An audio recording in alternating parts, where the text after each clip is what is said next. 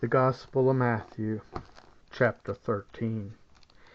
That same day Jesus went out of the house and sat by the lake. Such large crowds gathered around him that he got into a boat and sat in it, while all the people stood on the shore. Then he told them many things in parables, saying, A farmer went out to sow his seed.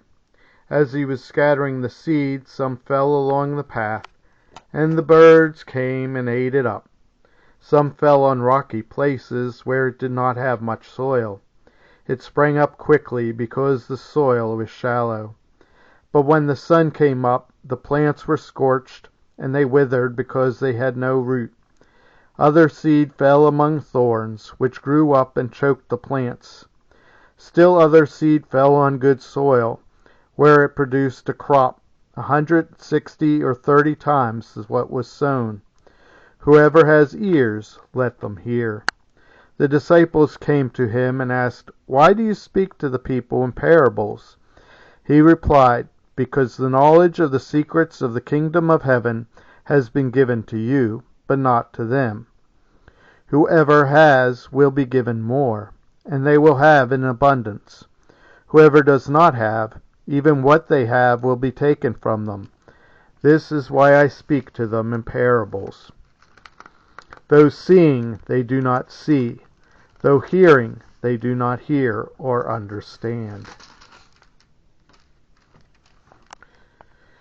In them is fulfilled the prophecy of Isaiah. You will be ever hearing, but never understanding. You will be ever seeing, but never perceiving. For his people's heart has become calloused. They hardly hear with their ears, and they have closed their eyes. Otherwise they might see with their eyes, hear with their ears, understand with their hearts, and turn, and I would heal them. But blessed are your eyes, because they see, and your ears, because they hear. For truly I tell you, many prophets and righteous people longed to see what you see, but did not see it, and to hear what you hear, but did not hear it. Listen then to what the parable of the sower means.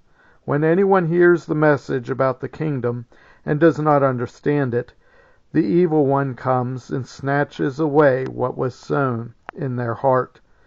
This is the seed sown along the path. The seed falling on rocky ground refers to someone who hears the word and at once receives it with joy. But since they have no root, they last only a short time. When trouble or persecution comes because of the word, they quickly fall away.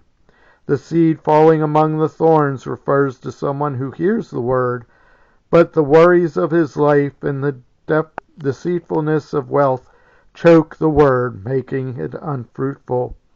But the seed falling on the good soil refers to someone who hears the word and understands it. This is the one who produces a crop yielding 160 or 30 times what was sown. Jesus told them another parable.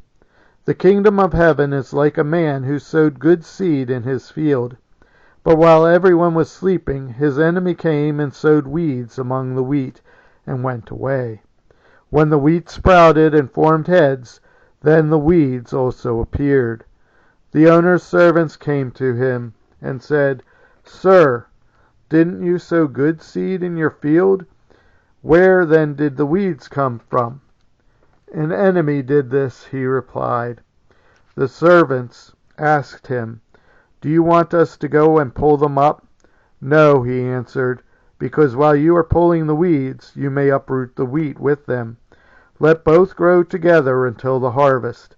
At that time, I will tell the harvesters, First collect the weeds and tie them in bundles to be burned. Then gather the wheat and bring it into the barn. He told them another parable. The kingdom of heaven is like a mustard seed, which a man took and planted in his field.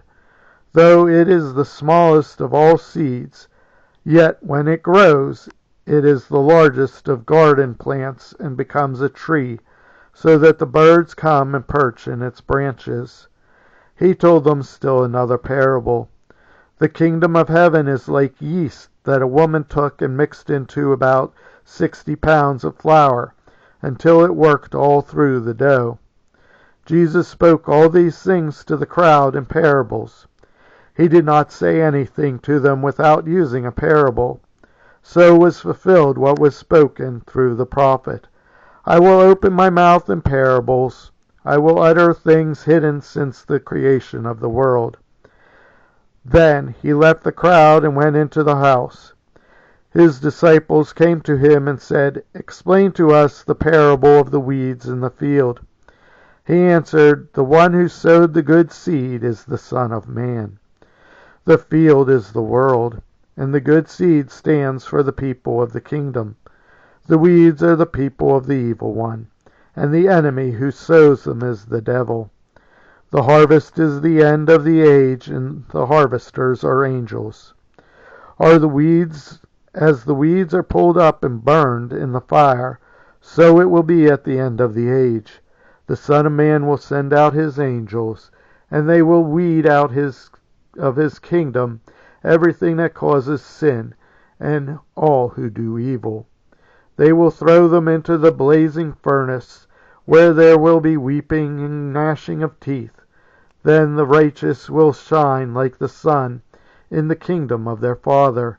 Whoever has ears, let them hear. The kingdom of heaven is like a treasure hidden in the field.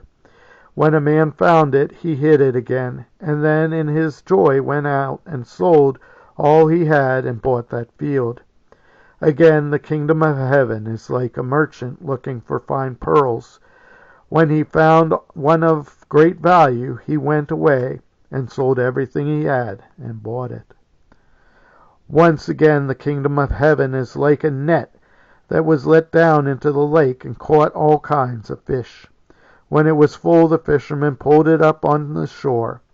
Then they sat down and collected the good fish in baskets, but threw the bad away. This is how it will be at the end of the age.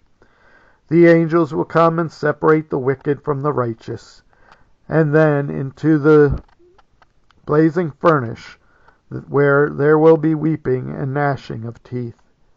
Have you understood all these things? Jesus asked. Yes, they replied. He said to them, Therefore, every teacher of the law who has become a disciple in the kingdom of heaven is like the owner of a house who brings out of his storeroom new treasures as well as old. When Jesus had finished these parables, he moved on from there, coming to his hometown. He began teaching the people in their synagogue, and they were amazed. Where did this man get this wisdom and these miraculous powers? They asked. Isn't this the carpenter's son? Isn't his mother's name Mary? And aren't his brothers James, Joseph, Simon, and Judas? Aren't all his sisters with us? Where then did this man get all these things? And they took offense at him. But Jesus said to them, A prophet is not without honor except in his hometown and in his own home. And he did not do many miracles there because of their lack of faith.